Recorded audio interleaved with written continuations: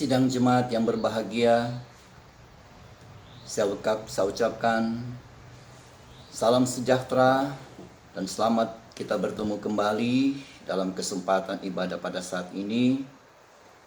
Mudah-mudahan kita semua tetap diberi kekuatan, kesehatan oleh Tuhan di dalam kita beraktivitas, kita menjalani kehidupan yang Tuhan percayakan untuk kita terus kerjakan untuk membawa hidup kita dari waktu ke waktu, semakin hari semakin boleh sesuai dengan kehendak Tuhan. Dan pada kesempatan saat ini kita akan bersama menggunakan waktu, seberapa waktu yang Tuhan percayakan untuk kita beribadah, memuji, memuliakan Tuhan, terutama untuk kita mendengarkan firman Tuhan sebagai bekal kekuatan, tapi juga sebagai kekuatan yang memproses kehidupan kita untuk semakin disucikan, semakin dibentuk untuk sampai kepada kehidupan yang kelak boleh sepenuhnya layak di hadapan Tuhan. Dan sebelum kita memulaikan kesempatan ibadah saat ini, kita lebih dulu akan datang kepada Tuhan, kita berdoa. Bapa di dalam sorga, Bapa yang kami sembah dalam nama Tuhan Yesus Kristus, kami bersyukur, berterima kasih untuk kesempatan yang Engkau berikan kami, walaupun hanya melalui rekaman ini, namun kerinduan kami, persekutuan dalam ibadah kami ini, menghasilkan sesuatu yang benar-benar berharga untuk kepentingan keselamatan hidup kami, tidak hanya hari ini, tapi berkelanjutan sampai Engkau datang kembali.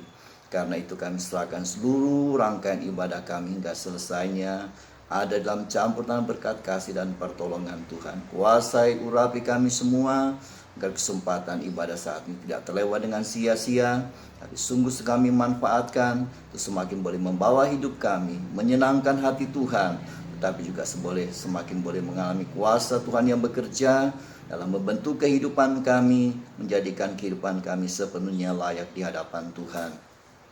Karena itu sekali lagi kami serahkan rangkaian acara ibadah kami saat dalam tangan Tuhan. Semua jadi oleh sebab kasih dan pertolongan Tuhan saja. Adapun gangguan kuasa-kuasa biang setan bisa mengganggu, mengacaukan, menggagalkan, mengalihkan hati pikiran perasaan kami kasih kuasa kami hancurkan dalam nama Yesus. Darah Yesus yang berkuasa. Dalam segala perkara kehendak Tuhan jadi, nama Tuhan dipuji, dipermuliakan. Terpujilah namamu. Terima kasih Tuhan. Dan kami akan memulaikan kesempatan kami beribadah saat ini dalam nama Tuhan Yesus Kristus. Haleluya. Amin. Sebelum kita bersama datang mendengar firman Tuhan, kita kembali memuji Tuhan. Kita menyanyi di dalam kitab atau nyanyian Psalm nomor yang ke-82, Psalm 82. Menjelang hari Tuhan.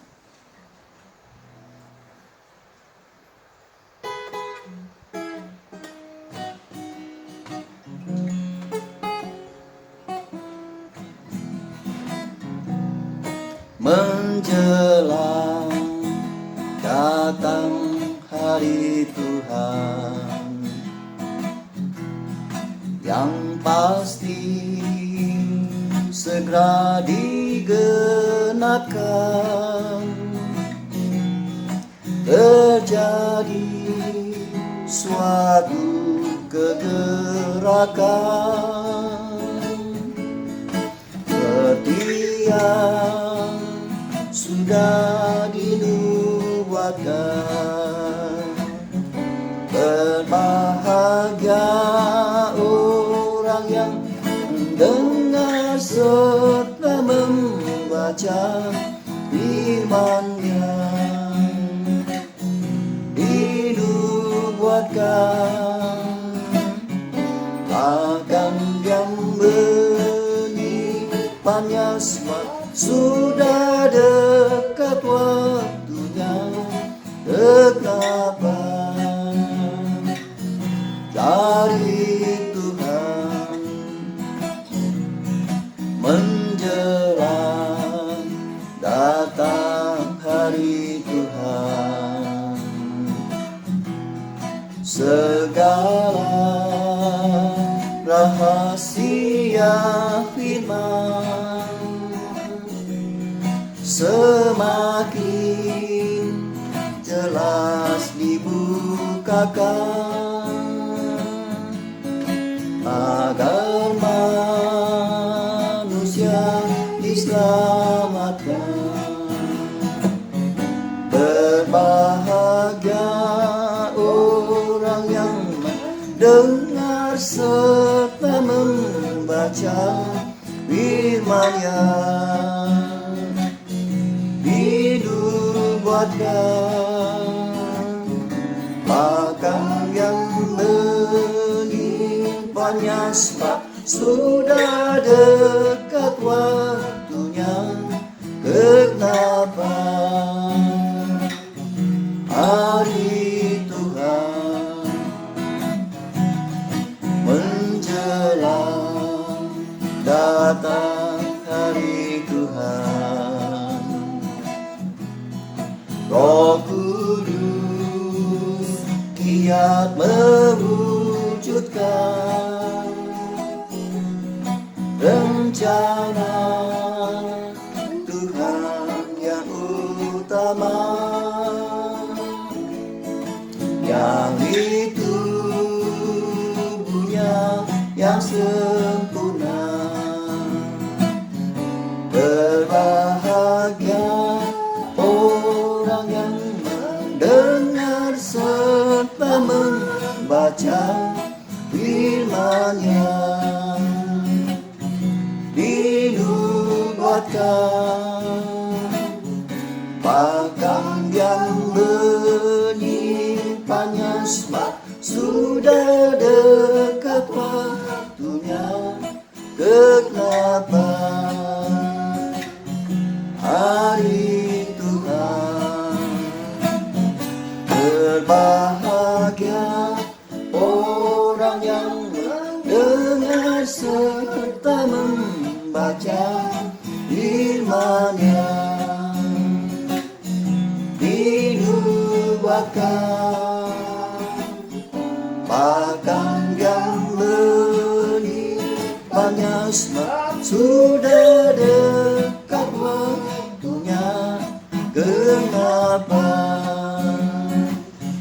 hari Tuhan. Kita menyanyi sebuah pujian lagi, 84, nyanyian Psalm, nyanyian yang sama, jiwaku terbuka.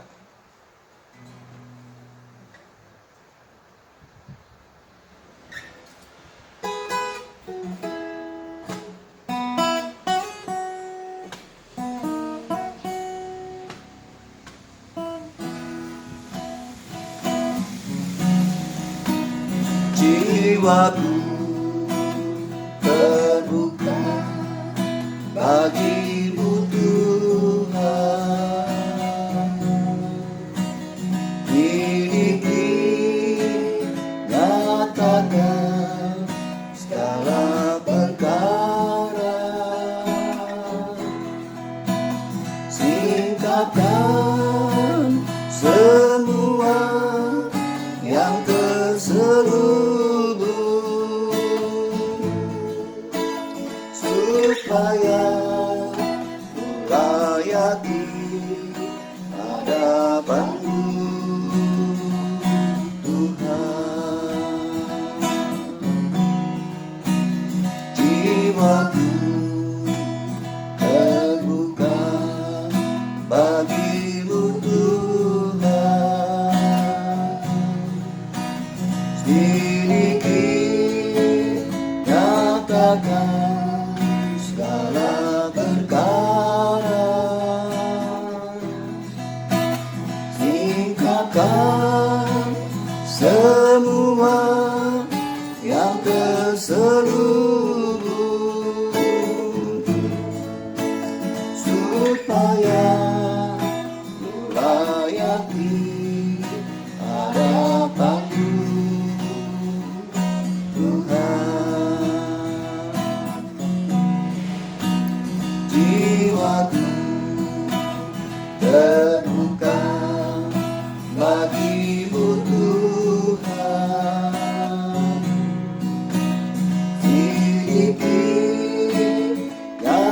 Singkapkan segala perkara, singkapkan semua yang terselubung, supaya berlayak di hadapan-Mu, Tuhan.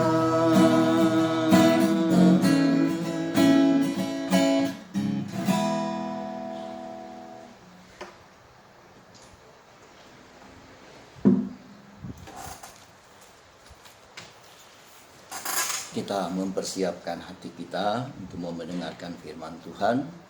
Dan untuk itu kita sama-sama tundukkan kepala, kita datang kepada Tuhan, kita berdoa.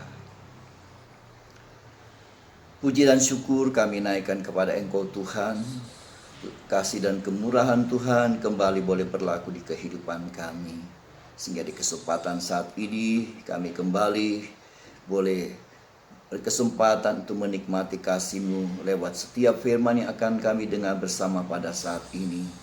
Karena itu tolong kami, siapapun kami, biar jangan seorang terlewat dari kasih dan perhatian Tuhan, biar masing-masing kami senantiasa menjadi sasaran hadirat pribadi-Mu untuk Engkau kerjakan bentuk menurut apa yang menjadi maunya Tuhan.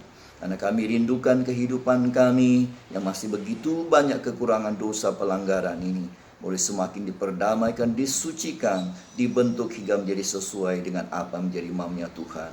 Bahkan kerinduan kami boleh diwujudkan menjadi satu tubuh dalam Kristus dengan Engkau pribadi sebagai kepalanya. Dan karena itu hadirlah di tengah-tengah kami, biar Engkau beracara menurut apa yang menjadi maunya Tuhan. Sementara hamba-Mu yang akan menyampaikan firman-Mu, pakai dengan segenap kemampuan hikmah dari surga, urapan kuasa Roh Kudus. Setiap firman tersampaikan menurut apa menjadi maunya Tuhan. Dan dengan kebenaran firman semakin mengerjakan hidup kami, membaru menyucikan kami, untuk membawa kami menjadi kehidupan yang sepenuhnya boleh layak dan berkenan di hadapan Tuhan. Terpujilah nama-Mu. Terima kasih Tuhan. Urapi firman-Mu, urapi hamba-Mu, urapi kami semua dalam urapan kuasa Roh Kudus-Mu, dan Engkau segala kebebasan berbicara, menyatakan firman bagi setiap kehidupan kami.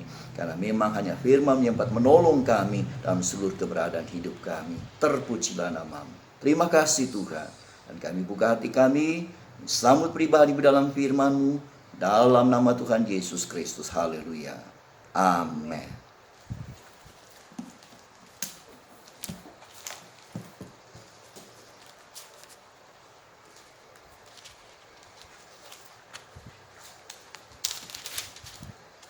Sidang jemaat yang dikasih dalam nama Tuhan Yesus Kristus, kita gunakan waktu seberapa waktu yang ada pada saat ini untuk kita akan bersama-sama memeriksa firman Tuhan di dalam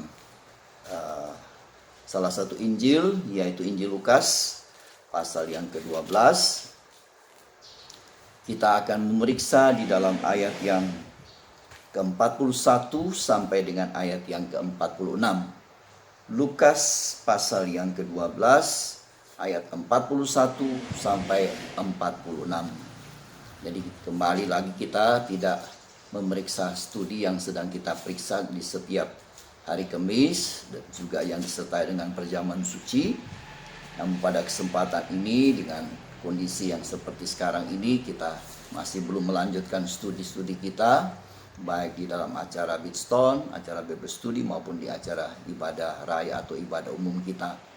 Namun kita tetap bisa mendengar firman Tuhan dalam sistem pengajaran walaupun dalam penjelasan-penjelasan atau dalam firman Tuhan yang lepas, tidak seperti kalau kita studi secara berurutan. Namun sekali lagi firman Tuhan tetaplah firman Tuhan yang kita butuhkan. Karena di dalamnya ada kekuatan, ada kuasa yang sanggup menolong kehidupan kita. Karena itu kita perlu untuk terus bersekutu dengan pribadi Tuhan lewat setiap firman. Karena firman Tuhan inilah yang sanggup menolong kehidupan kita. Puji Tuhan, untuk itu mari kita perhatikan Lukas pasal yang ke-12 ayat yang ke-41 sampai dengan ayat yang ke-46. Sidang jemaat yang dikasih dalam nama Tuhan Yesus Kristus, perlu kita ketahui bahwa dalam susunan tabernakel, Injil Lukas pasal 12 sampai dengan pasal yang ke-17 itu terkena pintu tirai dari tabernakel. Jadi mulai dari pasal 12, pasal yang kita periksa ini, sampai dengan pasal yang ke-17 itu terkena pintu tirai dari tabernakel. Ada 3 macam pintu dalam tabernakel. Yang pertama pintu gerbang, yang kedua pintu kemah, kemudian yang ketiga adalah pintu tirai.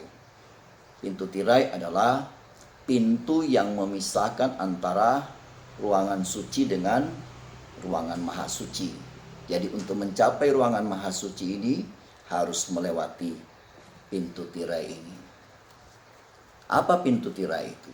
Pintu tirai ini bicara tentang perobekan daging. Itu satu proses di mana kita melepaskan segala ciri manusia daging, pikiran daging, perasaan daging, ikatan daging, apa saja yang menyangkut daging, sampai daging itu tidak bersuara lagi. Sampai tidak ada ciri-ciri daging lagi dalam kehidupan kita. Itu yang disebut proses perobekan daging. Jadi ketika kita mau mencapai kesempurnaan, mau mencapai ke ruangan maha suci, harus melalui pintu tirai ini. Tidak bisa kita memasuki ruangan maha suci menuju kepada kesempurnaan tanpa melewati pintu tirai ini. Artinya tidak bisa kita mencapai sempurna tanpa kita melepaskan segala hal yang menyangkut kedagingan kita. Apa saja. Karena daging dan darah, kata 1 Korintus 50, itu tidak mendapat bagian dalam kerajaan surga. Jadi kalau kita rindu mencapai sempurna, kita rindu masuk dalam kerajaan surga, tetapi ciri-ciri manusia daging kita tetap bawa, sangat tidak mungkin kita bisa mencapai kesempurnaan itu. Sangat tidak mungkin kita masuk dalam kerajaan surga. Karena itu di dalam Lukas pasal 13 ini menyebutkan tentang itu. Untuk mencapai tujuan ini adalah kita harus berjuang masuk melalui pintu yang sesak. Pintu yang sesak itulah pintu di mana segala ciri manusia daging kita ditanggalkan, sehingga yang melewati pintu itu adalah manusia yang rohani.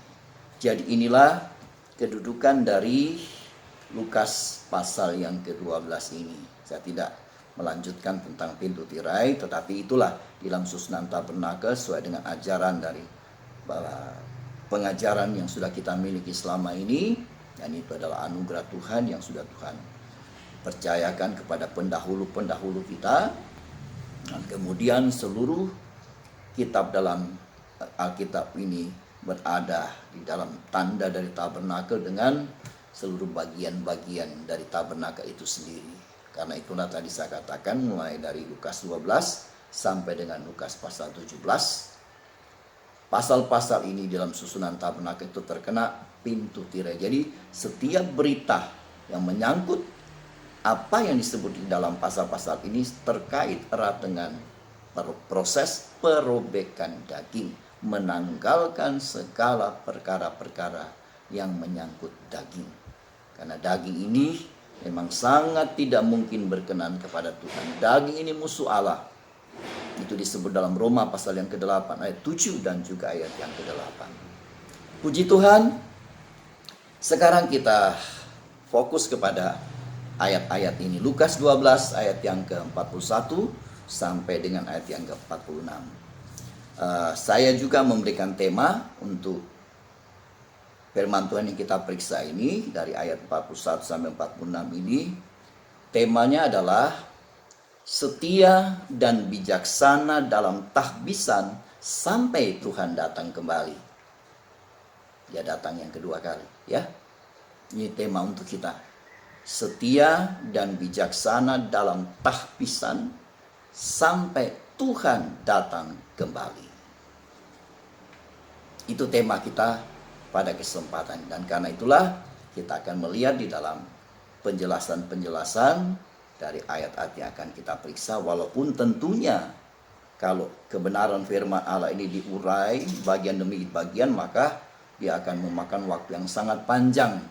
Namun kita persingkat saja, dan seberapa yang bisa kita pahami, tapi itulah hakikat kenyataan bagaimana kita menjadi kehidupan yang betul-betul mentahbiskan diri sesuai maunya Tuhan, supaya tahbisan kita itu memuncak, menjadikan kehidupan kita betul-betul layak di hadapan Tuhan. Sehingga ketika Dia datang kembali, kita boleh menjadi kehidupan yang juga layak untuk bertemu dengan Dia.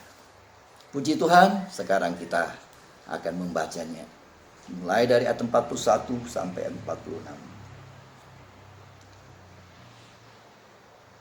Kata Petrus, Tuhan, kamikah yang Engkau maksudkan dengan perumpamaan itu, atau juga semua orang? Jawab Tuhan, jadi siapakah pengurus rumah yang setia dan bijaksana, yang akan diangkat oleh tuannya menjadi kepala atas semua hambanya, untuk memberikan makanan pada mereka pada waktunya? Ini kalimat tanya, siapa pengurus yang seperti itu? Ayat 43, berbahagialah hamba yang didapati tuannya melakukan tugasnya itu ketika tuannya itu datang. Jadi ayat 43 ini jawaban dari ayat 42. Jadi yang melakukan tugas itu, pengurus rumah yang melakukan tugas dengan setia bijaksana itu, maka kemudian ayat 43, hamba itu, pengurus rumah itu berbahagia. Kemudian ayat 44, aku berkata kepadamu, sesungguhnya Tuhan itu akan mengangkat dia menjadi pengawas segala miliknya. Akan tetapi jikalau hamba itu jahat dan berkata dalam hatinya, Tuanku tidak datang-datang, lalu ia mulai memukul hamba-hamba laki-laki dan hamba-hamba perempuan, dan makan minum dan mabuk, maka tuan hamba itu akan datang pada hari yang tidak disangkakannya dan pada saat yang tidak diketahuinya, dan akan membunuh dia dan membuat dia senasib dengan orang-orang yang tidak setia. Orang-orang tidak setia ini orang-orang yang masuk dalam penghukuman Tuhan. Kita lihat bangsa Israel tidak masuk Kanaan. Kenapa? Karena mereka tidak dengar-dengaran, mereka tidak percaya, mereka tidak setia. Nah, mereka binasa, sehingga harapan untuk mewarisi negeri perjanjian kemudian sirna.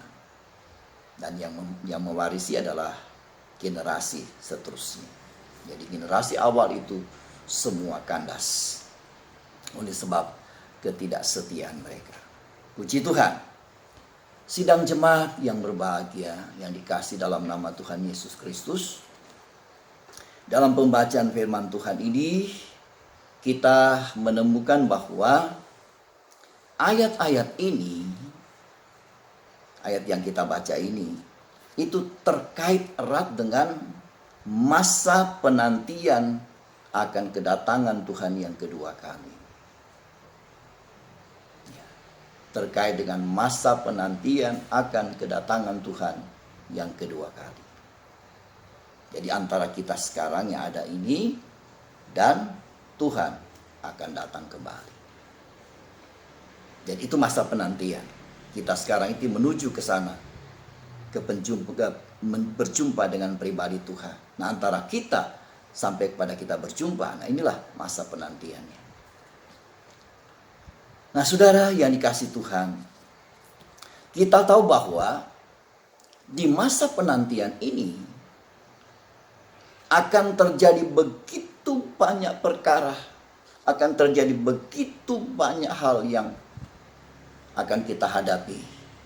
Dan hal-hal itu adalah hal-hal yang sangat mengancam keselamatan hidup kita. Hal-hal yang sangat mengancam keberadaan dari iman kita. Kenapa demikian? Karena di masa penantian antara kita sampai kepada kedatangan Tuhan akan terjadi peristiwa-peristiwa luar biasa, yang kalau kita tidak sungguh-sungguh menyikapinya, menghadapinya dengan kekuatan kehidupan rohani yang betul-betul berkualitas, sikap iman yang betul-betul kokoh, maka kita tidak akan sanggup. Kita tidak akan mampu. Kenapa demikian? Saya sebutkan saja ayatnya beberapa. Dan kita tidak perlu membacanya, saudara bisa baca nanti. Peristiwa-peristiwa yang terjadi di hari-hari ini sampai kepada kedatangan Tuhan. Artinya itu di masa penantian ini. Di dalam Efesus pasal 5 ayat yang ke-17 disebutkan kita menghadapi hari-hari yang jahat. Itu yang kita saksikan di hari-hari sekarang ini. Kejahatan yang terus bertambah dari waktu ke waktu. Hukum sudah dibuat, tambah lagi hukum, direvisi lagi dan seterusnya. Tapi kejahatan bukan berkurang. Tapi semakin melebar kemana-mana, semakin meningkat di dalam kualitasnya. Dan betul-betul mengerikan.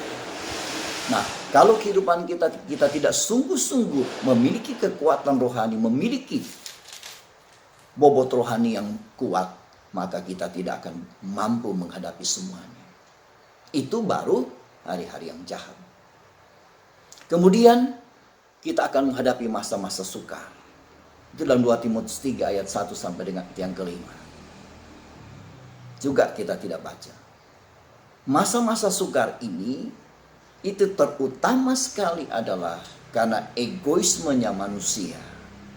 Karena manusia lebih menuruti hawa nafsu dagingnya daripada menuruti Allah. Dan inilah kesukaran itu. Manusia menjadi sukar untuk berdamai, sukar untuk dengar-dengaran, sukar untuk percaya, sukar untuk bertobat, sukar untuk mau datang kepada Tuhan. Sukar dan suka. Tetapi terbuka untuk hal-hal yang justru semakin menjermuskan manusia dalam dosa, dalam kejahatan, dalam perbuatan-perbuatan yang melawan Allah, yang memberontak kepada Allah. Dan fenomena itu bisa kita lihat hari-hari ini. Banyak kali orang menganggap sepi ketika harus datang beribadah, ketika harus datang berdoa, ketika harus baca firman. Tapi ketika melakukan hal-hal yang lain, yang di luar kehendak Allah, manusia begitu cepatnya untuk mau berbuat, begitu cepatnya untuk mau melakukannya. Dan itu bisa kita saksikan dalam praktek buatan manusia di hari-hari terakhir ini. Apa yang dikejar manusia di hari-hari ini? Manusia mengejar kepentingan-kepentingan manusiawinya, kepentingan dagingnya. Ketika dihadapkan pada perkara yang rohani, ada keengganan.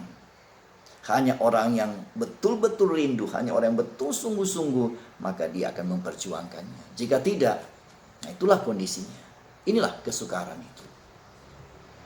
Dan dampaknya nanti akan betul sangat mengerikan. Karena itulah manusia hanya menuruti keinginannya. Manusia semakin egois, semakin mementingkan diri, semakin materialistis, semakin individualistis, dan seterusnya dan seterusnya. Sehingga menjadi sukar untuk datang kepada Tuhan. Dan dampaknya apa?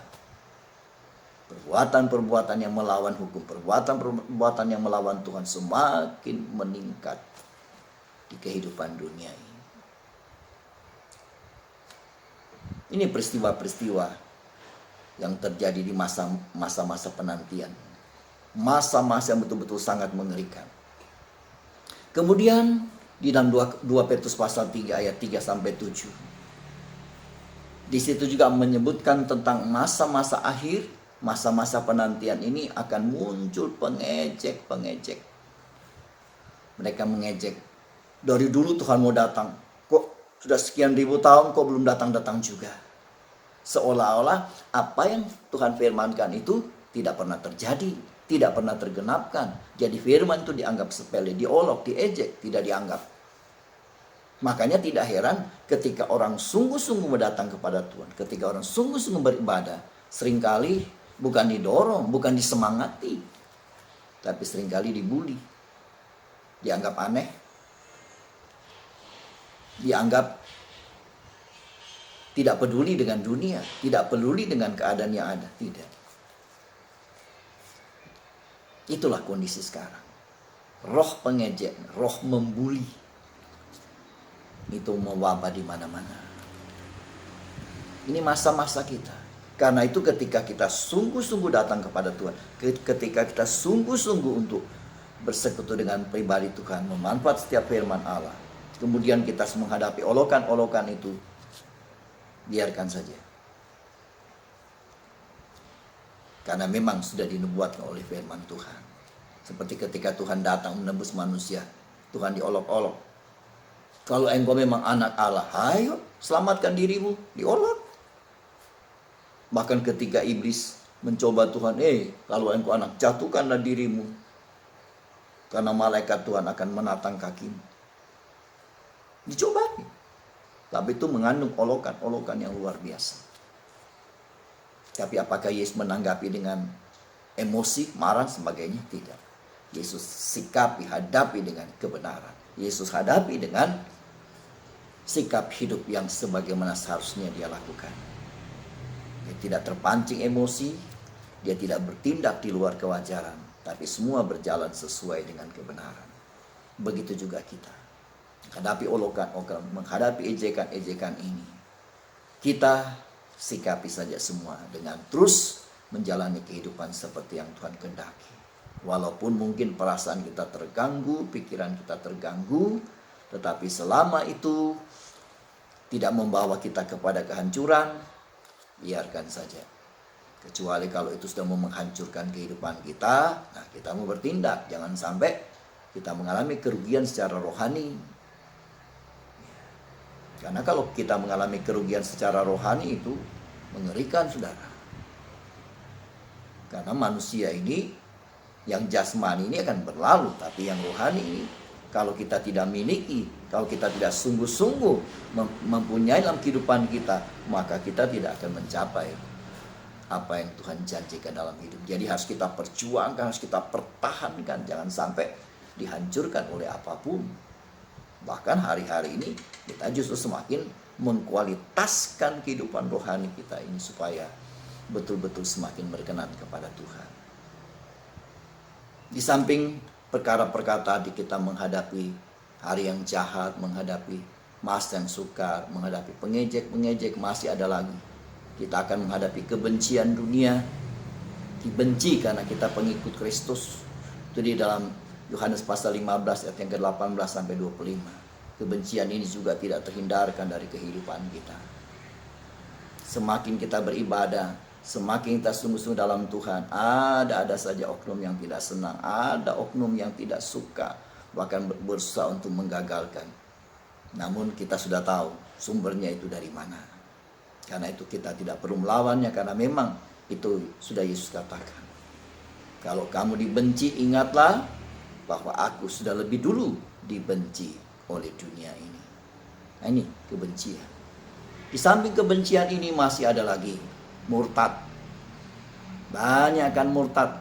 Itu 1 Timotius 4 ayat 1 dan 2. Banyak orang akan murtad karena tidak tahan menghadapi sesuatu, tekanan sebagainya. Apalagi adanya ajaran-ajaran yang membingungkan, adanya ajaran-ajaran yang melemahkan, di mana pada saat yang sama kita tidak kuat, sikap hidup kita di dalam berpegang pada firman Allah tidak sungguh-sungguh nyata. Itulah yang melemahkan kita. Nah, ketika kita lemah ini, datang sesuatu yang mempengaruhi kehidupan kita, itu yang akhirnya akan membuat kehidupan kita kemudian murtad. Jadi kita melihat bahaya yang mengancam kehidupan kita. Hari-hari yang jahat yang kita akan jalani. Kalau kita tidak sungguh-sungguh berpegang pada firman Allah, kita tidak akan sanggup. Masih ada satu lagi, ada banyak, tapi yang 5, saya tambahkan satu lagi, kita menghadapi penyesat-penyesat. Itu dalam Matius pasal yang ke-24, ayat yang ke-3 sampai dengan ayat yang ke-7, atau ayat yang ke-8. Penyesat-penyesat ini ada di mana-mana. Ada di mana-mana. Ketika mau ditanya, apakah tanda kesudahan dunia? Apakah tanda kedatanganmu? Jawab Tuhan, waspadalah terhadap segala penyesatan. Karena ada orang mengaku-ngaku sebagai Mesias dan sebagainya. Jadi itulah kemunculan dari Mesias palsu, Kristus palsu. Dan tentu semua ini menggunakan ajaran-ajaran yang palsu. Nah, kita berhati-hati. Hari-hari ini kita melihat fenomena di dalam pemberitaan firman Allah yang bisa kita lihat setiap waktu. Kita harus betul-betul jeli. Jangan sampai kita terjebak oleh sesuatu ajaran yang kita anggap wow, luar biasa, tetapi roh di dalamnya tidak sungguh-sungguh di dalam kebenaran. Hanya sepertinya, karena memang menggunakan Alkitab, tapi roh kebenaran tidak sungguh-sungguh di dalam kebenaran itu. Itu yang kita saksikan hari-hari ini. Begitu banyak orang berbicara kebenaran, tapi ketika kita cari lewat Alkitab, lewat firman Tuhan, kita tidak temukan. Kecenderungan mengatasnamakan bahwa firman itu diberikan oleh Tuhan kepada saya. Tuhan menyatakan itu kepada saya, dan saya. Tetapi di dalam Alkitab tidak menyebutkan itu. Tidak menyebutkan. Lalu dari mana? Apakah ada firman baru? Apakah Alkitab ini kurang lengkap firmannya? Sampai Tuhan harus menambahkan lagi firman? Apakah kebenaran dalam Alkitab ini kurang? Sampai Tuhan harus tambahkan kebenarannya lagi? Dan hamba Tuhan harus mengatakan, Tuhan memberitahu.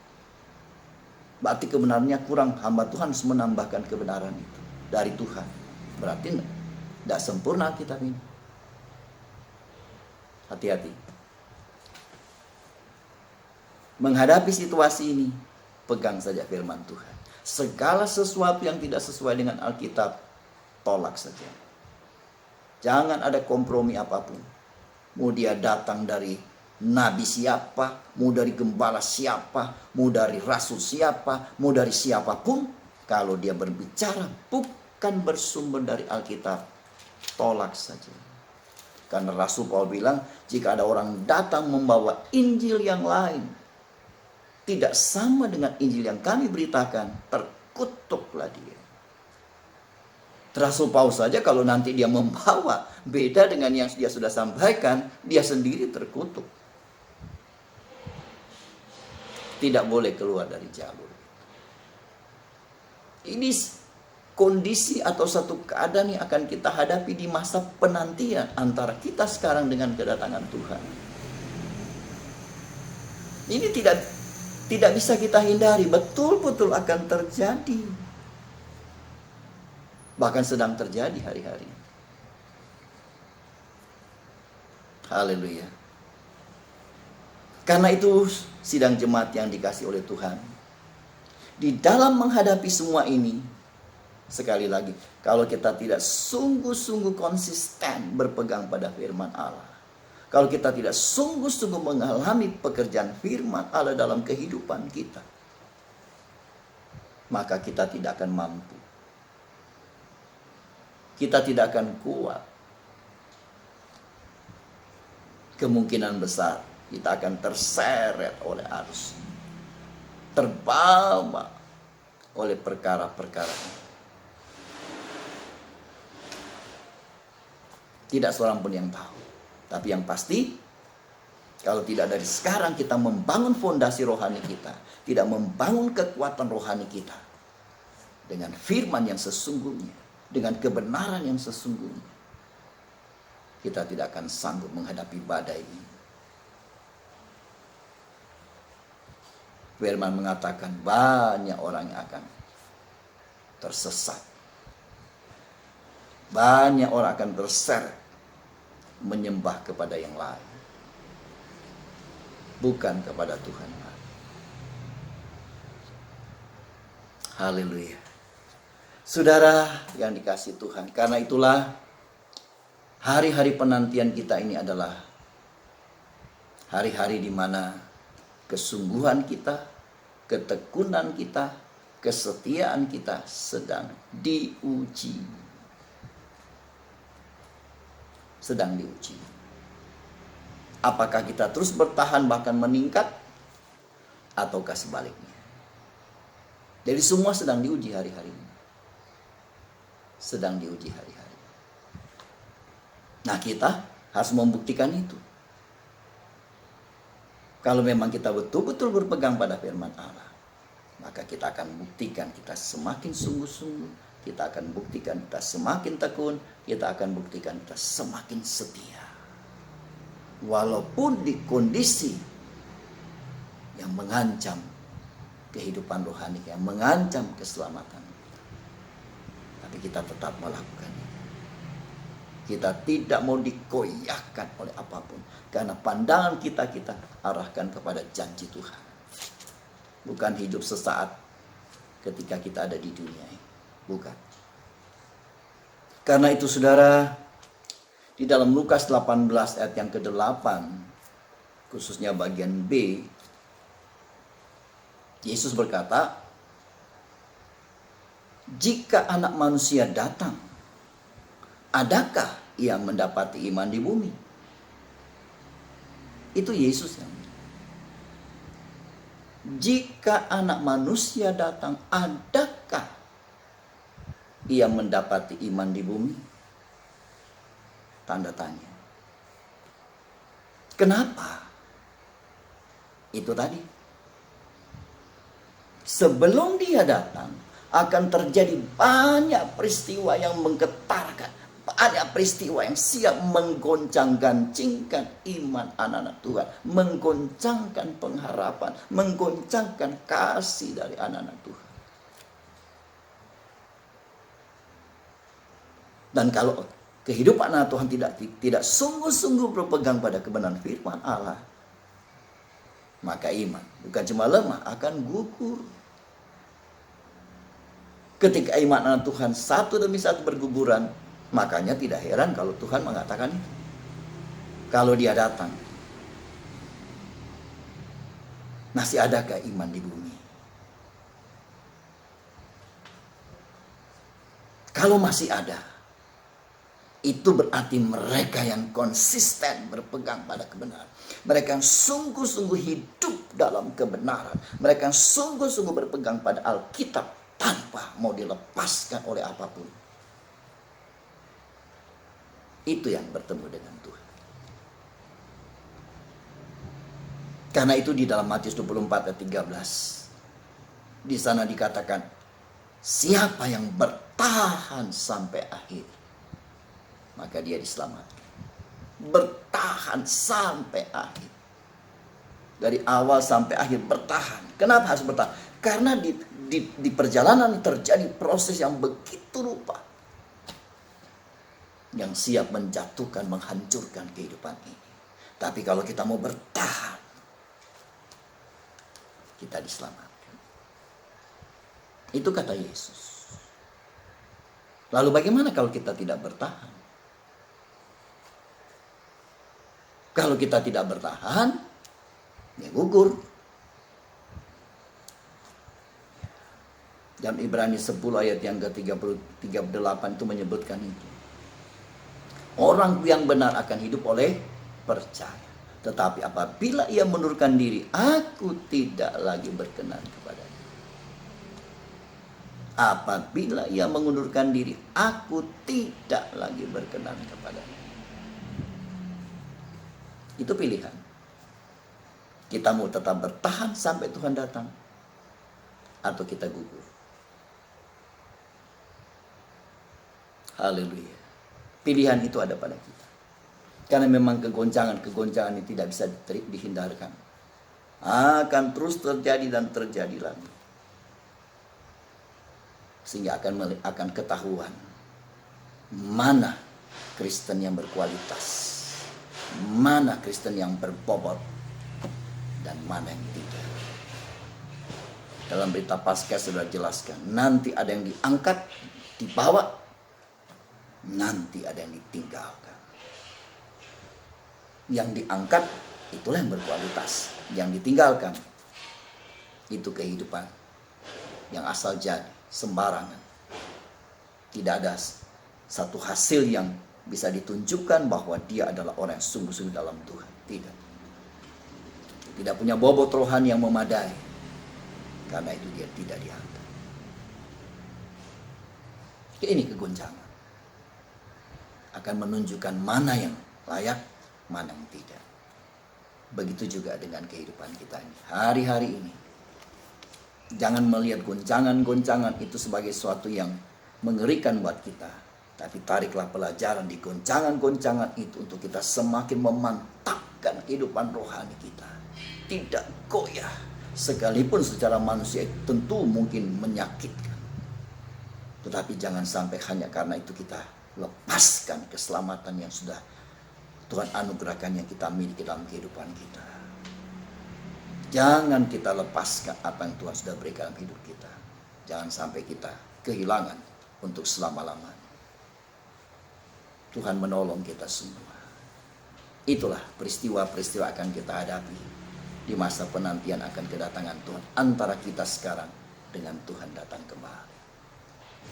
Sekarang kita kembali pada ayat-ayat yang kita baca tadi dalam Lukas pasal yang ke-21, Lukas pasal 12 tadi. Saudara, di dalam ayat yang ke-42, 43 tadi, saya baca lagi. Jawab Tuhan, jadi siapakah pengurus rumah yang setia dan bijaksana yang akan diangkat oleh tuannya menjadi kepala atas semua hambanya untuk memberikan makanan kepada mereka pada waktunya? 43, berbahagialah hamba yang didapati tuannya melakukan tugasnya itu ketika tuannya itu datang. Puji Tuhan. Saudara, yang dimaksud dengan Tuhan di sini adalah menunjuk kepada pribadi Tuhan sendiri. Yang dimaksud dengan Tuhan di sini adalah menunjuk kepada pribadi Tuhan sendiri. Kemudian pengurus rumah atau pelayan atau hamba di sini, pengurus rumah atau pelayan atau hamba ini bicara tentang tahbisan. Di dalam pengajaran tabernakel yang sudah diajarkan untuk kita, ini bicara tentang tahbisan. Satu sikap pelayanan kita kepada Tuhan dengan memenuhi ketetapan-ketetapan yang ada. Jadi bukan sembarangan mentahbiskan diri, tetapi memenuhi aturan-aturan yang ada. Di dalam Keluaran pasal yang ke-29 itu sepenuhnya bicara tentang tahbisan imam-imam. Dan untuk tahbisan ini memerlukan 3 macam korban. Ada korban lembu muda, kemudian ada korban domba jantan yang pertama, kemudian ada korban domba jantan lagi yang kedua. Jadi 3 korban. Yang duanya sama. Domba jantan yang nomor 1, kemudian domba jantan lagi, ini yang kedua. Nah, yang pertama sekali ini adalah lembu jantan muda. Korban lembu jantan muda ini bicara tentang korban pendamaian. Kemudian korban domba jantan yang pertama, ini korban penyerahan. Baru kemudian korban domba jantan yang ketiga, ini korban tahbisan. Jadi orang mentahbiskan diri melayani harus ada penyerahan lebih dulu.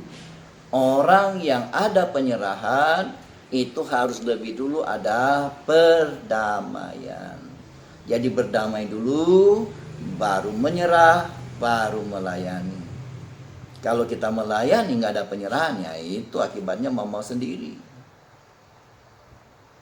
Kalau kita melayani, menyerah dan melayani tapi nggak ada berdamai, ya bagaimana hidup kita mau berkenan kepada Tuhan? Kita melayani dengan kondisi hidup tidak layak, apakah mungkin diterima oleh Tuhan? Ya ditolak oleh Tuhan. Tuhan mau kita mempersembahkan hidup ini sebagai persembahan yang hidup kudus dan berkenan, bukan asal jadi. Jadi lebih dulu ada pendamaian, makanya kita bertobat. Lalu kita menyerah dengan sungguh-sungguh, lalu kita mengambil bagian dalam pelayanan. Itu yang disebut imamat, satu tahbisan. Itu di dalam pengajaran yang kita miliki, ya. 3 macam korban.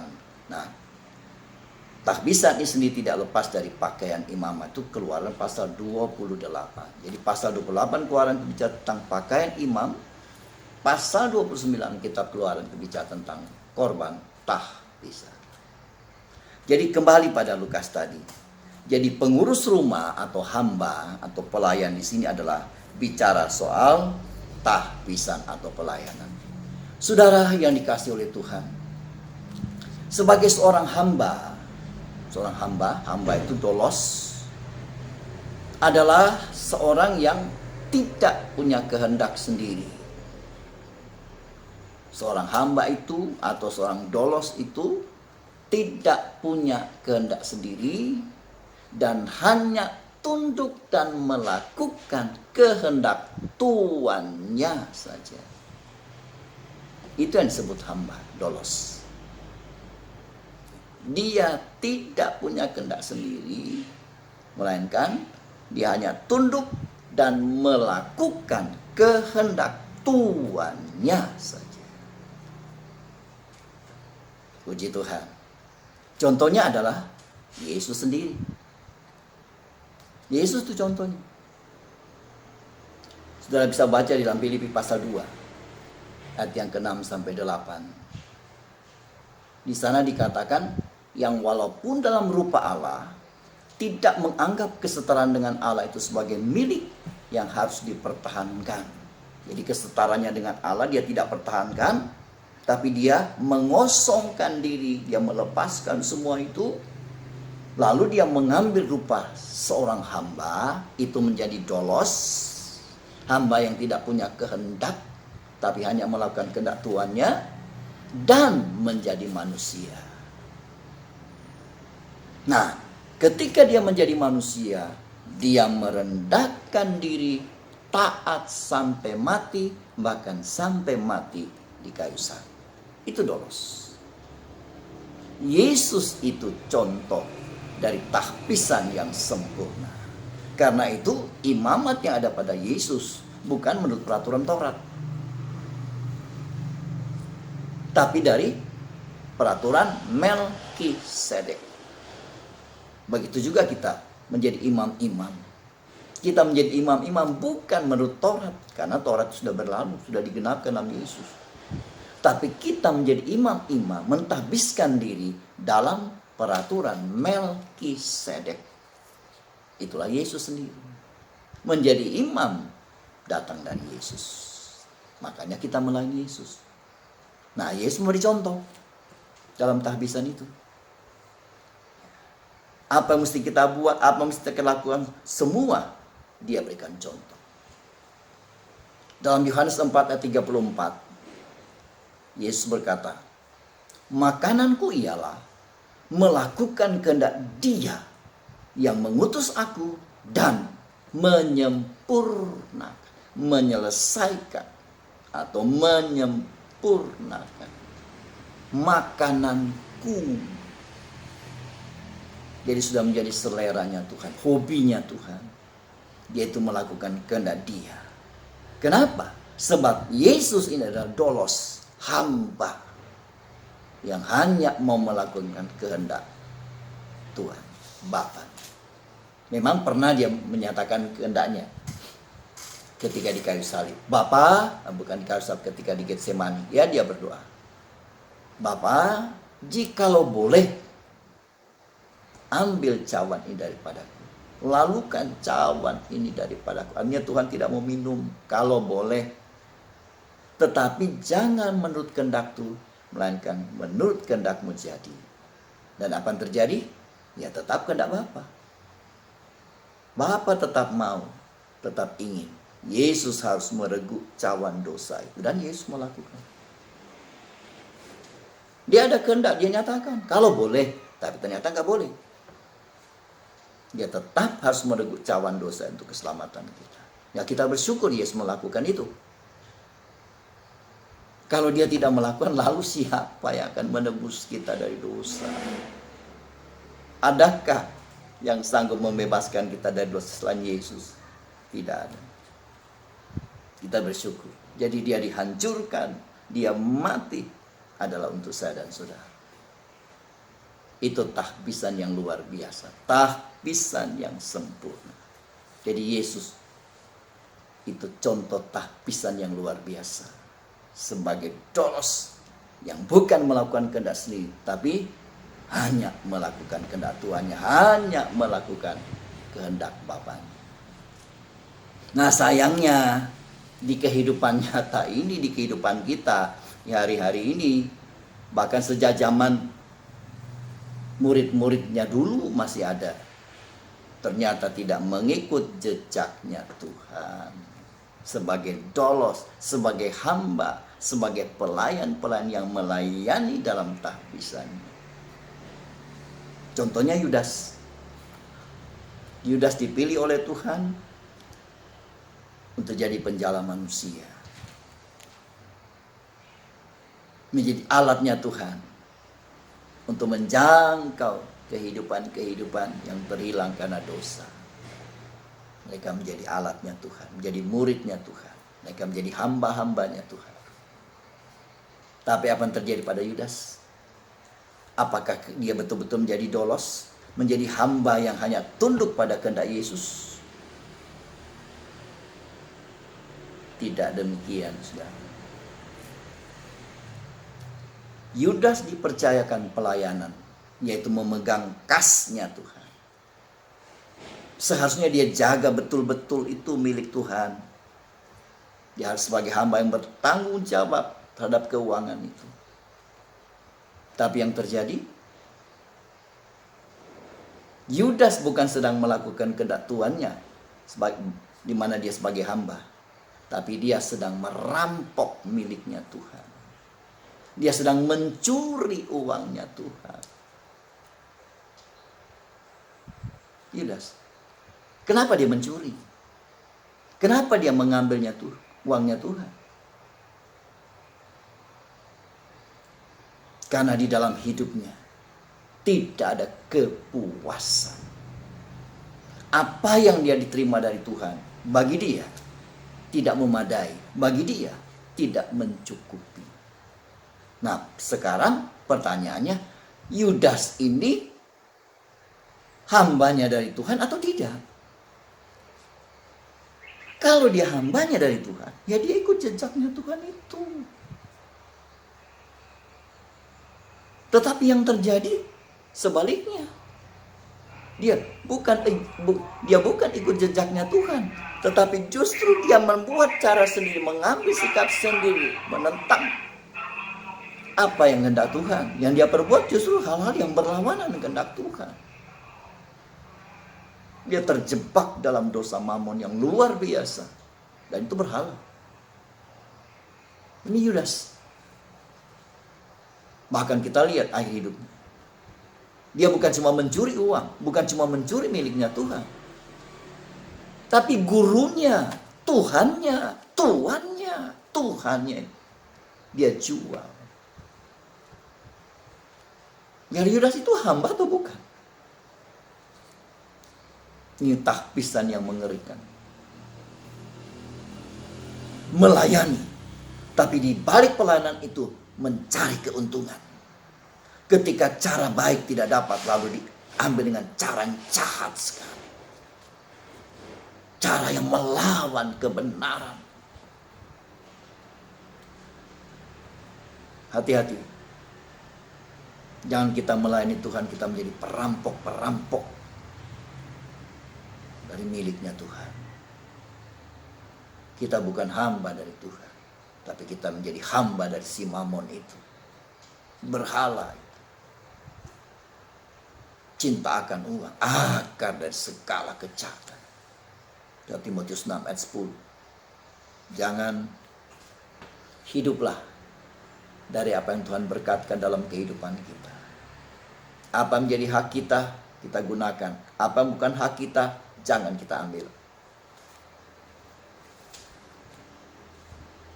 Tahbiskanlah diri kita sesuai dengan kehendak Tuhan. Jangan keliru. Karena itu bukan membawa kesenangan, kebahagiaan. Yudas pikir kalau dia berhasil mengambil uang, dia berhasil memiliki uang, lalu hidupnya menjadi lebih baik, lebih bahagia, lebih damai. Bukan, hancur.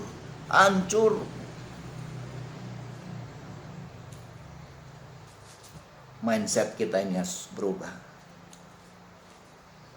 Kepuasan itu tidak tergantung pada apa yang kita miliki. Tapi kepuasan itu kita harus pikir tergantung dari hati yang selalu merasakan hadirat Tuhan. Kehidupan yang selalu merasakan jamahan tangan Tuhan. Itu kepuasan. Mari kita melihat tuh dengan cara pandang, cara berpikir dari sisinya Tuhan, bukan dari cara pandang kita, supaya jangan keliru. Itu dalam Yohanes pasal 12 ayat yang ke-6. Dia pencuri. Lalu bagaimana murid-murid yang murid juga yang lain sama. Satu waktu Yakobus, Yohanes mendatangi Tuhan. Lalu mereka berkata, Tuhan, izinkan kami yang seorang duduk di sebelah kanan, yang seorang lagi duduk di sebelah kiri. Jadi tempat kiri kanan mau diambil mereka berdua. Padahal murid-murid itu kan bukan cuma mereka berdua. Ada yang lain.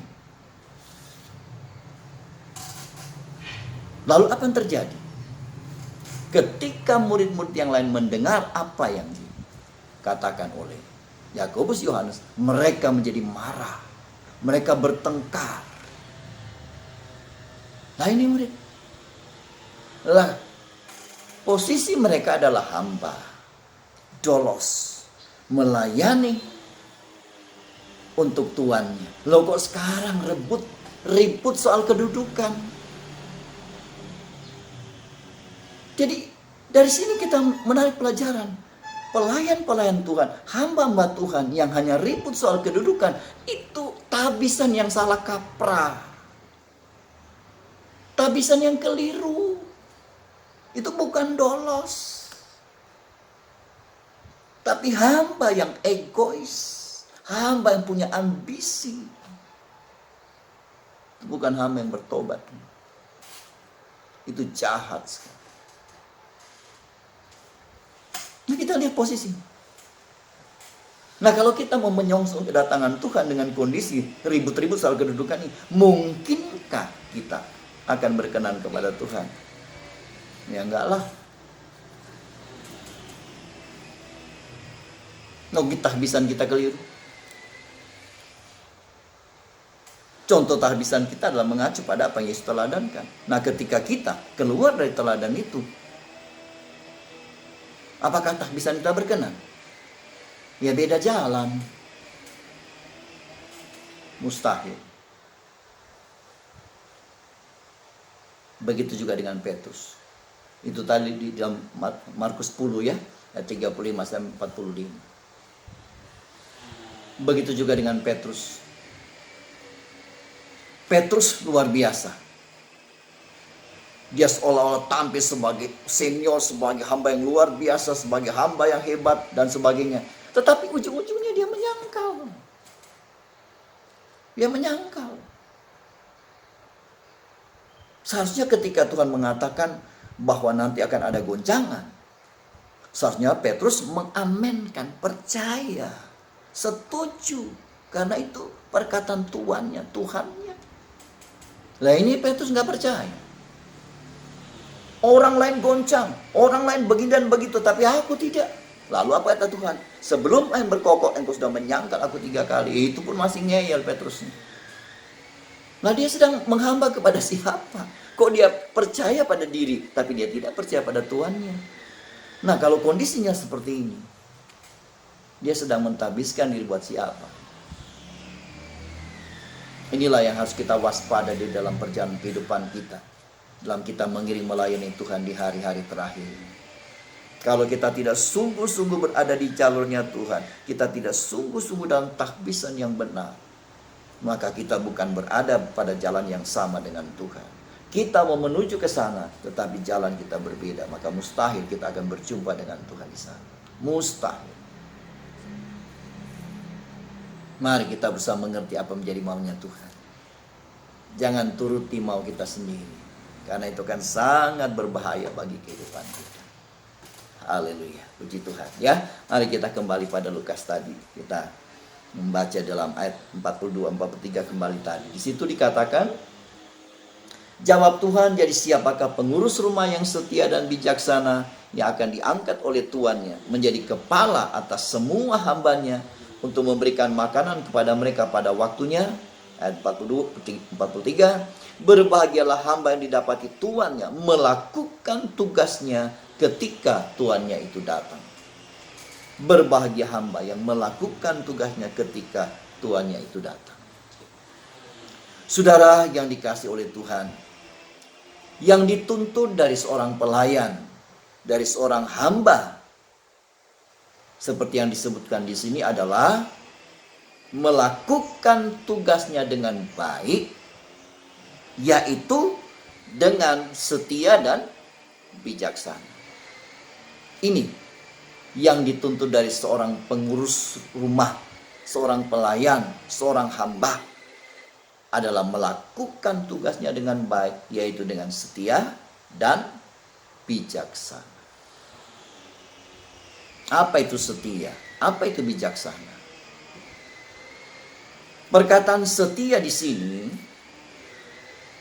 artinya setia dan dapat dipercaya. Perkataan setia di sini adalah setia dan dapat dipercaya. Jadi bukan cuma setia saja, tapi juga bisa dapat dipercaya. Kenapa? Banyak orang setia, tapi belum tentu dipercaya. Banyak. Oh, orang ini setia, tapi ternyata nggak bisa dipercaya. Banyak orang bisa dipercaya, tapi nggak setia. Tidak setia. Oh, dia orang yang setia, tapi sayang, nggak bisa dipercaya. Oh, dia orang bisa dipercaya, cuma nggak setia. Dua-duanya ini percuma. Tuhan tidak sedang berbicara tentang setia saja atau yang dapat dipercaya, tapi Tuhan sedang berbicara tentang orang yang setia dan dapat dipercaya itu. Kemudian perkataan bijaksana. Bijaksana ini artinya berpikir sehat, berakal sehat. Jadi berpikir sehat, berakal sehat. Artinya mempertimbangkan dengan hati-hati apa yang akan dikerjakan atau apa yang harus dikerjakan.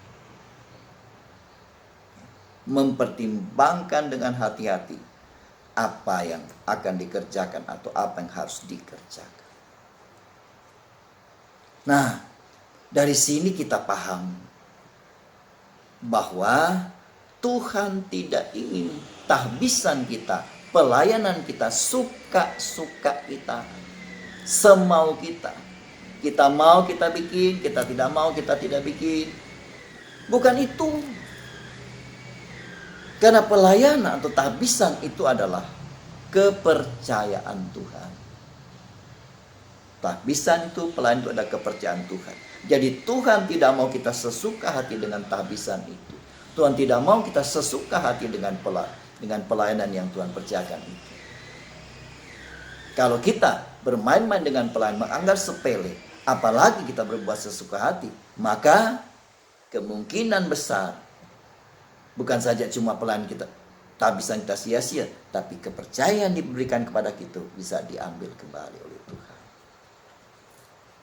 Karena Tuhan berkuasa memberi, Dia juga berkuasa untuk mengambilnya kembali. Jadi saudara, ketika kita mendapat satu kepercayaan dari Tuhan, maka lakukanlah kepercayaan Tuhan itu dengan segenap hati kita, dengan sungguh-sungguh, bukan suka-suka kita, bukan dengan mau-maunya kita, tapi lakukan segala sesuatunya itu sesuai dengan apa yang menjadi maunya Tuhan. Tujuannya supaya apa? Semua yang kita kerjakan itu tidak menjadi sia-sia, tidak mubazir, tetapi kita bertanggung jawab mengerjakan kepercayaan itu sampai kita mampu mempersembahkan itu sebagai sesuatu yang betul-betul layak dan berkenan kepada Tuhan. Ini yang Tuhan tunggu. Bukan asal jadi, bukan sembarangan. Karena di zaman sekarang, ketika kita bicara soal tahbisan, ketika kita bicara soal pelayanan, begitu banyak orang menggampangkan, begitu banyak orang menyepelekan, begitu banyak orang bermain-main dengan tahbisan itu. Dia lupa bahwa dia adalah kehidupan yang tadinya tidak layak, tapi dilayakkan dan diberi tanggung jawab karena Tuhan mengasihi dan berkemurahan. Tapi ketika menyia-nyiakan sebab Tuhan percayakan itu, maka berhati-hatilah. Semua harus dipertanggungjawabkan, dan kita akan menerima upah. Kesungguhan kita melayani ada upahnya. Kita bermain-main dengan tahbisan pelayanan, kita juga masing-masing ada upahnya. Tuhan menolong kita semua. Tuhan mau kita menjadi pengurus rumah, menjadi pelayan, menjadi orang yang betul-betul mentahbiskan diri bagi Tuhan dengan setia dan dengan bijaksana.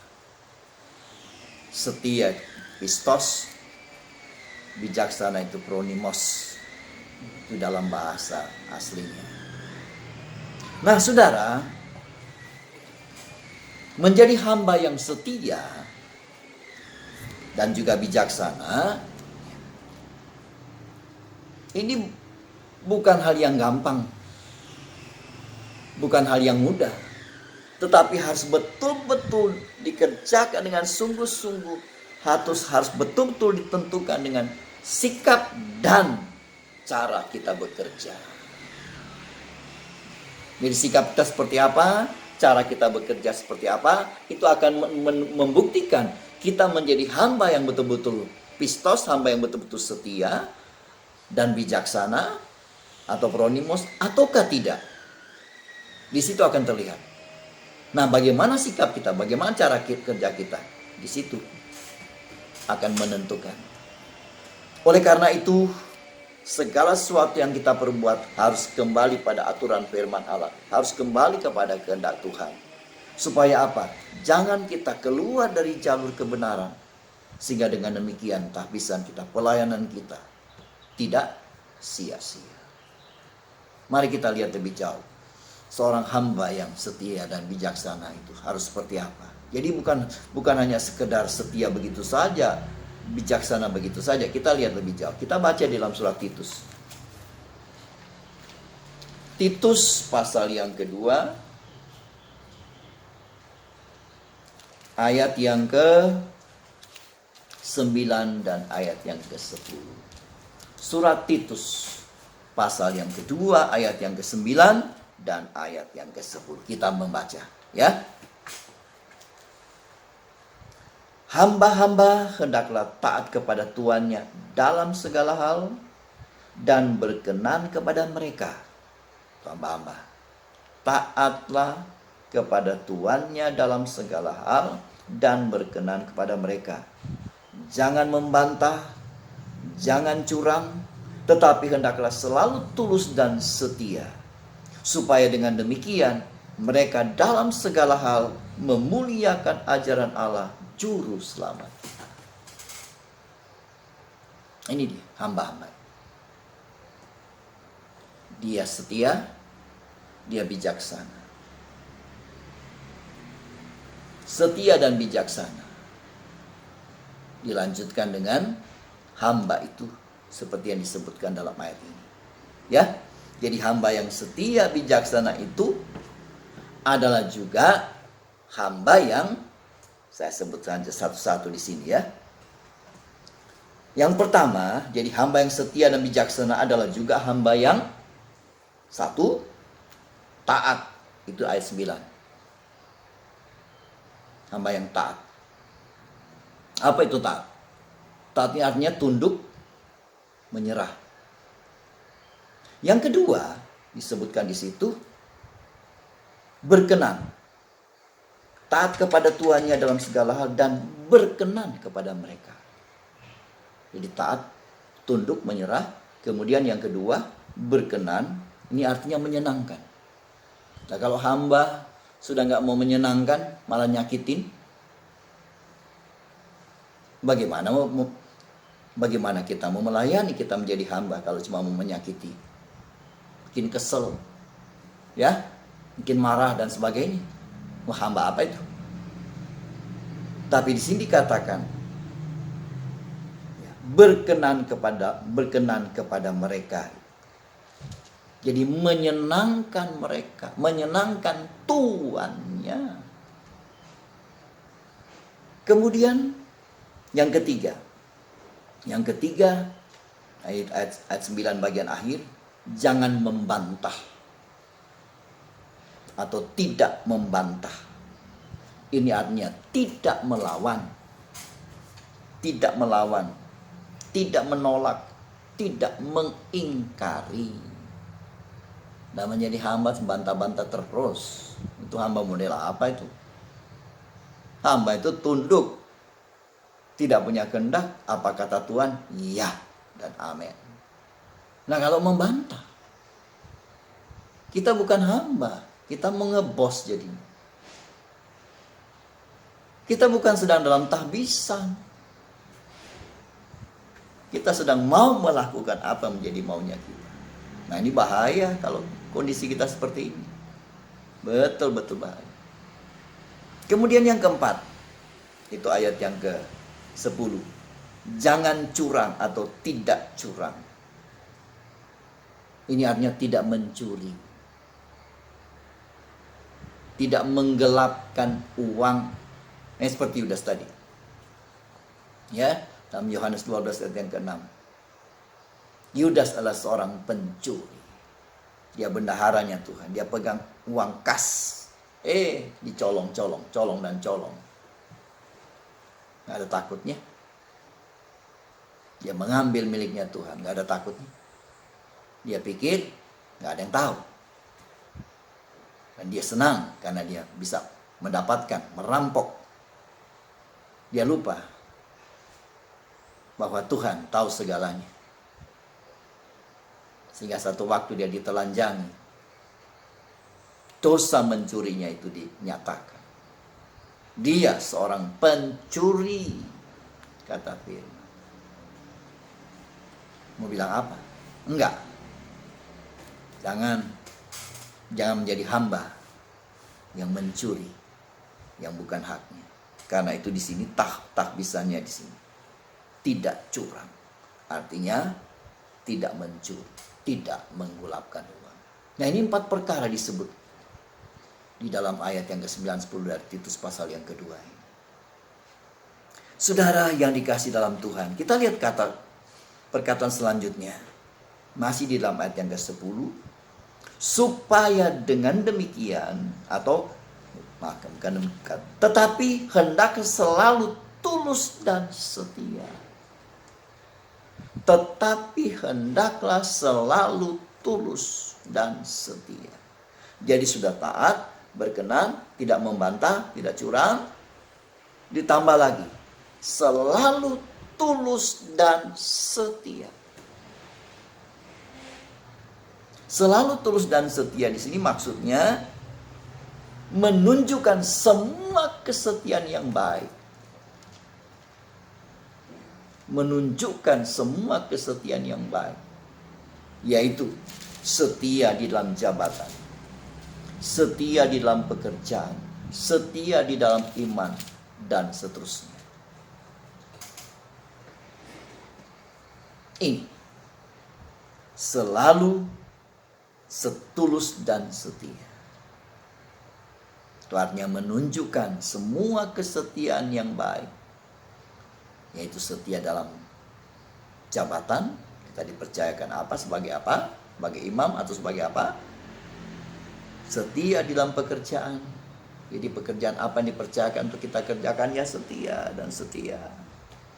Setia dalam iman. Nah, ini kita mendengar firman, dari iman datang dari dengan firman, dan kita setia pada firman. Setiap apa kehendak firman Allah kita lakukan. Tidak menuruti kehendak kita sendiri. Nah, kalau kita sungguh-sungguh melakukan semua perkara ini, maka kita akan berhasil kita akan sukses melakukan tugas-tugas kita. Berhasil dalam tahbisan. Kita sungguh-sungguh ya melakukan semua ini, maka kita pasti berhasil. Kita akan sukses di dalam melakukan tugas-tugas kita. Sukses dalam tahbisan kita. Nah, ini yang Tuhan mau. Puji Tuhan. Seorang hamba, seorang pengurus rumah yang setia, yang bijaksana, yang bekerja, dan pekerjaan tahbisannya ini dikaitkan dengan menanti akan kedatangan Tuhan kembali. Kedatangan Tuhan yang kedua kali. Kita baca lagi ayat yang ke-10 tadi. Jangan curang, tetapi hendaklah selalu tulus dan setia, supaya dengan demikian mereka dalam segala hal memuliakan ajaran Allah, juru selamat kita. Memuliakan ajaran Allah, juru selamat kita. Apa artinya? Nah, saudara, di dalam ayat ini menyebutkan bahwa kalau kita betul-betul tulus dan setia mengerjakan semuanya, melakukan apa yang harus kita kerjakan, maka itu akan membuatkan ajaran Tuhan tentang Allah Juru Selamat kita, akan membuatkan ajaran Tuhan tentang Allah Juru Selamat kita menarik bagi semua orang, atau menjadi kesaksian yang mempermuliakan nama Tuhan. Jadi seperti itu. Jadi apa yang kita kerjakan itu menghasilkan ketika orang melihat, orang jadi tertarik, jadi menarik. Jadi orang jadi mengerti, oh iya, Tuhan yang sedang kita layani itu ternyata seperti ini. Jadi orang tertarik karena pelayanan kita. Ini pekerjaan yang memberkati orang lain. Pekerjaan yang membawa orang lain akhirnya datang kepada Tuhan. Oh, haleluya. Nah, kalau kita sudah ribut-ribut, kalau kita sudah mentahbiskan diri suka-suka kita, kalau kita sudah mentahbiskan diri karena kepentingan-kepentingan kita, mencari kehormatan, cari popularitas, cari harta kekayaan, cari pangkat, cari kedudukan, cari macam-macam, aduh, percuma. Kedudukan yang tinggi adalah ketika kita menghamba kepada Tuhan. Itu kedudukan tinggi. Kenapa? Dari kita menghamba, nanti Dia akan angkat kita. Kita akan menjadi sahabatnya, diangkat lagi. Kita akan menjadi mempelai perempuan. Kita diangkat. Permulanya di situ. Jadi hamba dulu. Setia, dapat dipercaya, bijaksana. Lalu nanti Dia akan angkat. Sampai satu saat Dia akan mendudukkan kita pada tahta yang sama,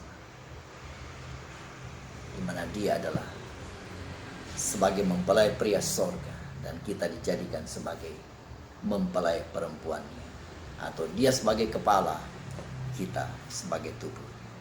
Tidak terpisahkan. Itu memuncak dari tahbisan kita sekarang. Tapi kalau kita sudah tidak bertanggung jawab, ibadah asal, melayani asal, kalau lagi mood, lagi senang, kita melakukan dengan senang hati. Tetapi ketika lagi nggak mood, lagi ada ini dan itu, lalu kita suka-suka pelayanan. Ini jahat sekali hadapan Tuhan. Bersyukur kita ini dipercayakan, karena kita tidak layak. Tapi ketika kita bermain-main dengan tahbisan, upahnya betul-betul mengerikan. Itu sama dengan kita menghina korban tahbisan.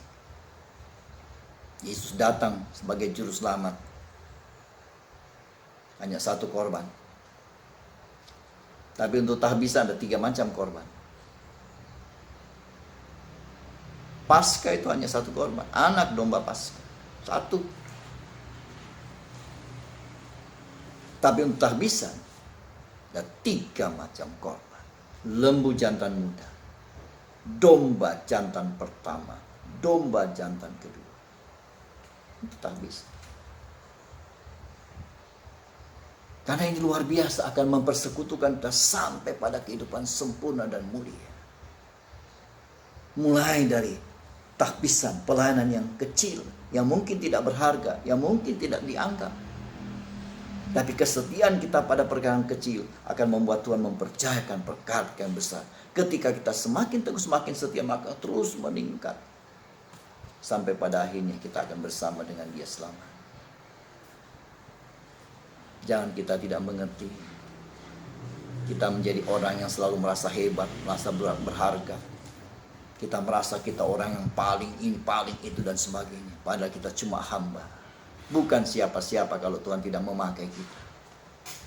Bukan siapa-siapa kalau Tuhan tidak percayakan sesuatu dalam kehidupan kita. Jangan kita tidak mengerti semua ini. Tuhan menolong kehidupan kita semua. Kita kembali kepada Injil Lukas tadi. Kita teruskan lagi sebelum kita akan menyelesaikan. Kita baca kembali Lukas pasal yang ke-12. Kita baca kembali ayat yang ke-43 tadi. Ya, kita sudah baca, namun kita baca lagi karena kita memeriksa dalam bentuk studi ini, pendalaman Alkitab. Jadi kita ulang-ulang, bolak-balik lagi sampai kebenaran itu terungkap semakin jelas buat kehidupan kita semua. Ayat 43, Lukas 12.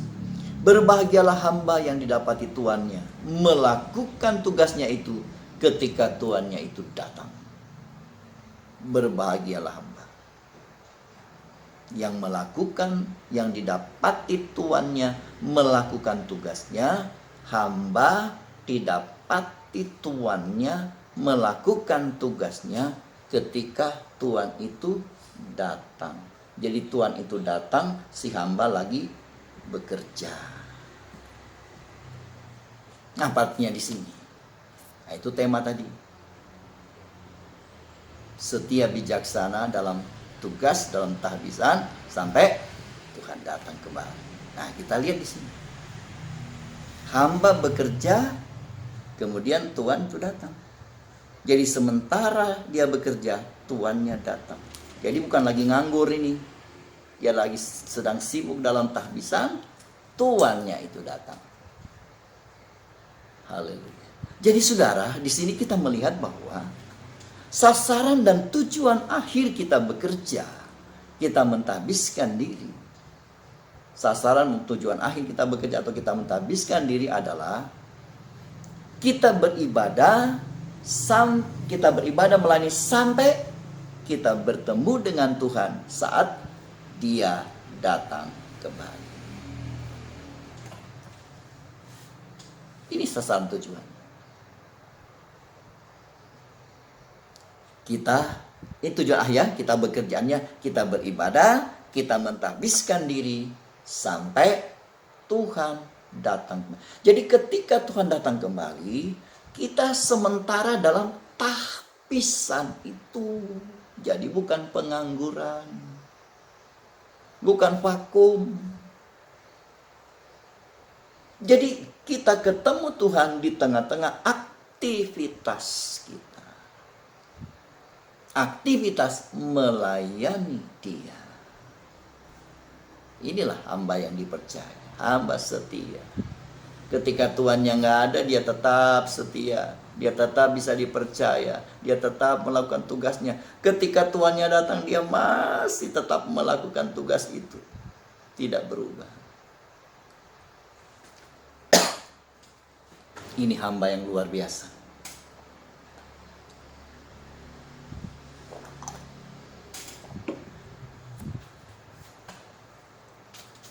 Jadi tujuan akhir ibadah tahbisan kita sampai bertemu dengan Tuhan. Nah, sekarang kita lihat upahnya. upah dari hamba atau pelayan yang setia dan bijaksana, atau yang pistos pronimos tadi, upah dari hamba yang setia dan bijaksana adalah, itu kalimat tuh ya, kalimat awal dari ayat 43 tadi. Berbahagia. Jadi hamba yang setia bijaksana itu, ketika Tuhan itu datang, hamba itu berbahagia. Apa arti berbahagia di sini? Berbahagia di sini artinya hamba itu selamat, dia selamat, kemudian dia memperoleh berkat dan kebahagiaan. Dia sudah selamat, lalu dia peroleh berkat dan kebahagiaan. Itu yang disebut berbahagia. Dalam bahasa aslinya dikatakan makarios. Luar biasa. Jadi saudara, jelas kepada kita sekarang bahwa jika kita melayani, kita melakukan tugas kita sampai akhir dengan setia, dengan bijaksana, seperti ayat yang ke-42, kita melakukan tugas kita, ya. Kita melayani Tuhan sampai akhir. Jadi bukan pelayanan maju mundur, tidak. Sampai akhir. Kita lakukan dengan setia, dengan bijaksana, maka kita bukan saja berbahagia, makarios tadi, bukan saja berbahagia, tapi lebih dari semua itu adalah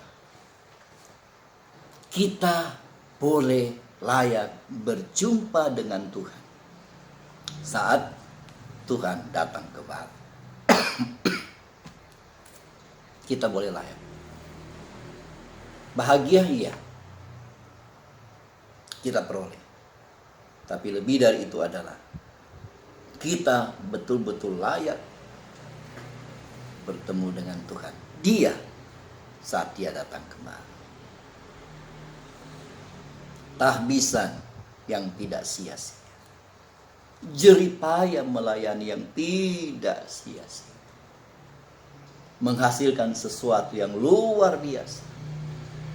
Setiap kita rindu untuk bisa berjumpa dengan Tuhan saat dia datang kembali. Tapi tidak semua akan bertemu dengan dia. Hanya mereka yang setia dalam tahbisannya. Hanya mereka yang sungguh-sungguh dalam tahbisan yang akan bisa berjumpa dengan Tuhan. Siapa orang yang sungguh-sungguh? Siapa orang yang setia yang bisa berjumpa dengan Tuhan saat dia datang kembali? Cuma satu. Siapa dia? Tubuh Kristus. Cuma itu. Selain tubuh Kristus, tidak ada yang layak. Di luar tubuh Kristus, kita tidak akan pernah berjumpa dengan. Kenapa? Sebab dia itu kepala. Kepala hanya akan bisa menyatu dengan tubuhnya. Yang bukan tubuhnya, kepala itu nggak akan bisa menyatu. Jadi kepala itu akan datang untuk tubuhnya. Kalau kita bukan tubuh, kita tidak masuk di sana. Nah, untuk tubuh ini perlu tahbisan itu.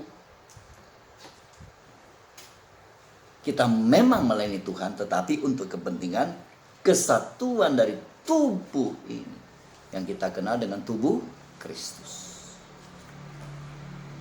Jadi ini jalan kita menuju kepada penjumpaan dengan pribadi Tuhan. Kita beribadah, kita melayani, kita mentahbiskan diri, membentuk kesatuan di dalam tubuh Kristus untuk kita layak berjumpa dengan pribadi Tuhan yang adalah kepala, tapi dia juga adalah mempelai laki-laki surga kita. Jadi saudara, tahbisan kita seperti ini memuncak kepada tahbisan mempelai. Jadi tahbisan kita sekarang ini memuncak kepada tahbisan mempelai. Artinya masuk dalam pesta nikah anak domba. Seperti yang disebut dalam Wahyu 19 ayat 7 sampai dengan ayat yang ke-9. Itu puncaknya. Haleluya. Mau apa lagi?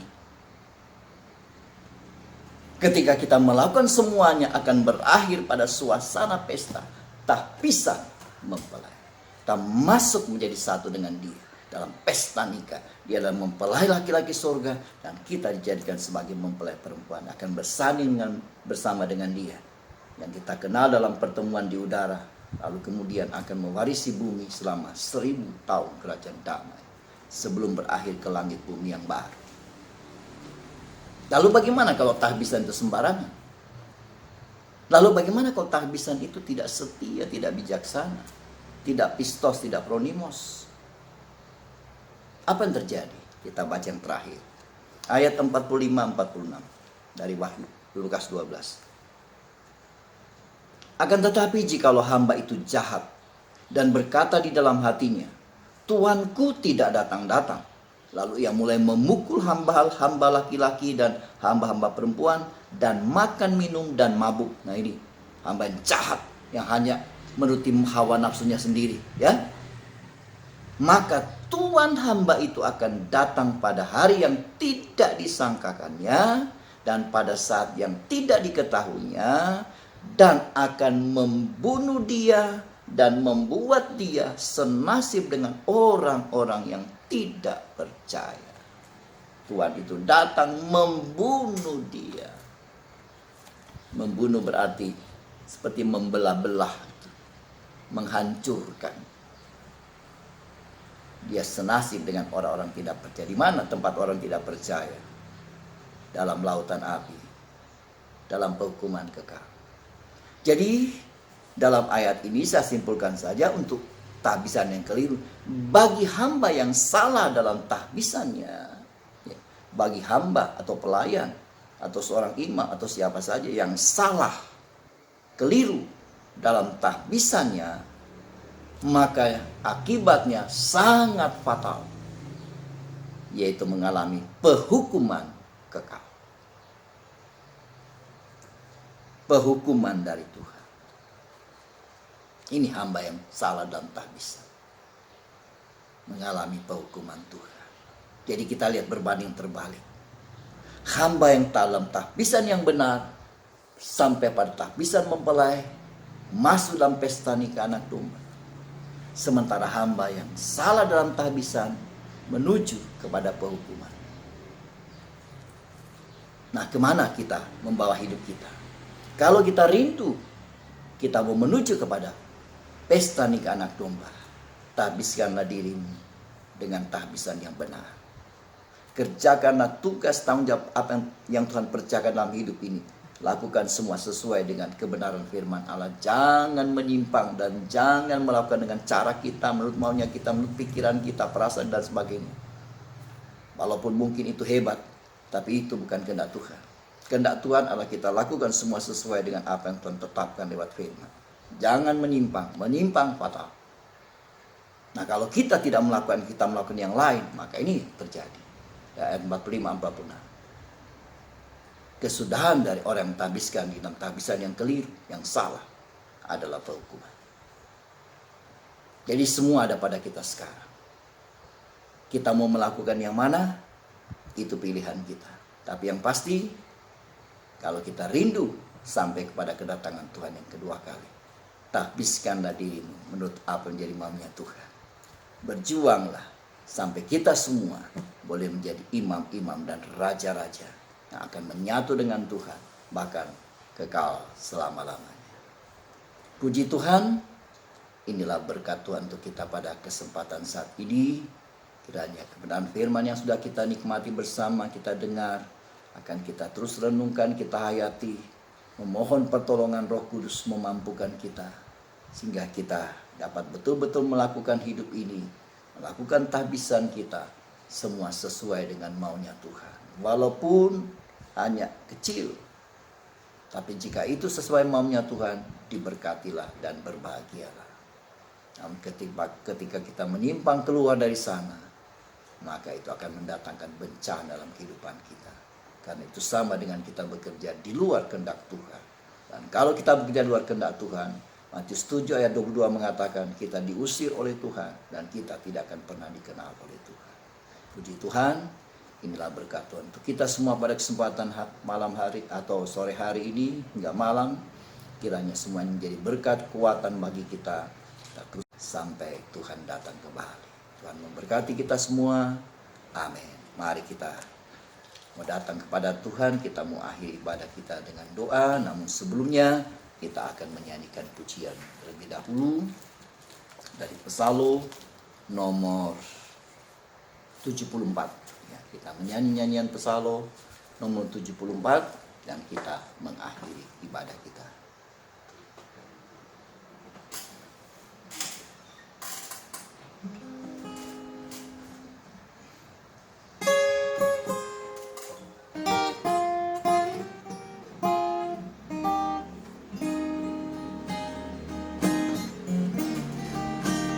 Betapa, oh Tuhan, firman-Mu agung memancarkan kehidupan manusia. Kedosa ku sadar, ku tobat akan hidupku yang telah jauh dari sisi-Mu.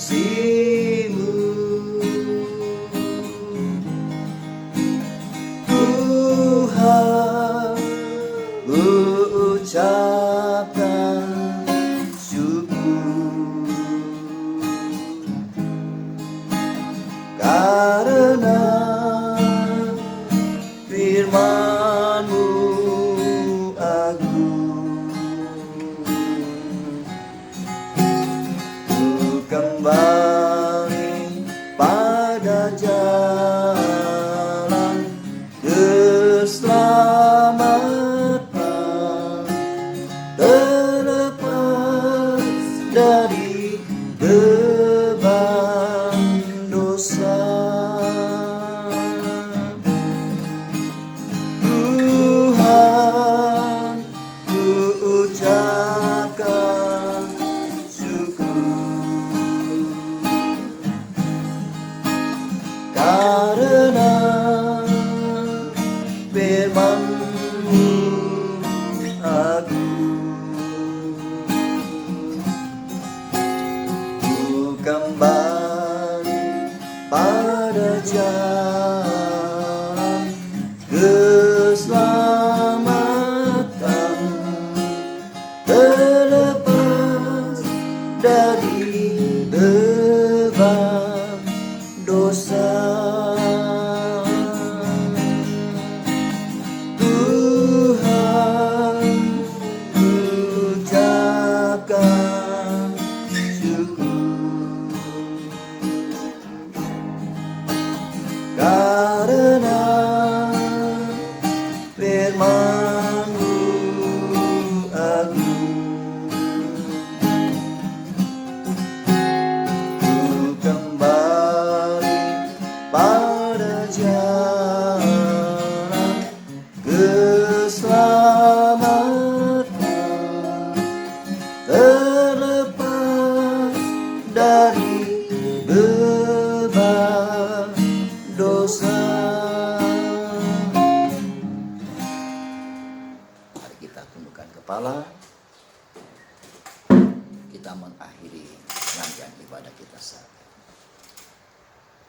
Segala puji dan syukur kami persembahkan kepada Dikau Tuhan, atas segala berkat kasih anugerah-Mu yang luar biasa di kehidupan kami. Engkau melawat kami, Engkau menyatakan kasih-Mu lewat setiap firman yang boleh kami terima. Dan semua itu sangat bermanfaat bagi kepentingan hidup kami, ibadah kami, pelayanan kami. Terutama dalam mempersiapkan diri menyongsong kedatangan Tuhan yang kedua kali. Kami sangat menyadari keberadaan hidup kami yang masih jauh dari kehendak-Mu Tuhan. Masih begitu banyak hal yang keliru ketika kami beribadah. Masih banyak hal yang salah ketika kami melayani. Sebab ada begitu banyak yang kami perbuat justru tidak sejalan dengan kebenaran firman-Mu. Karena itu ampuni kami Tuhan, tolong kami.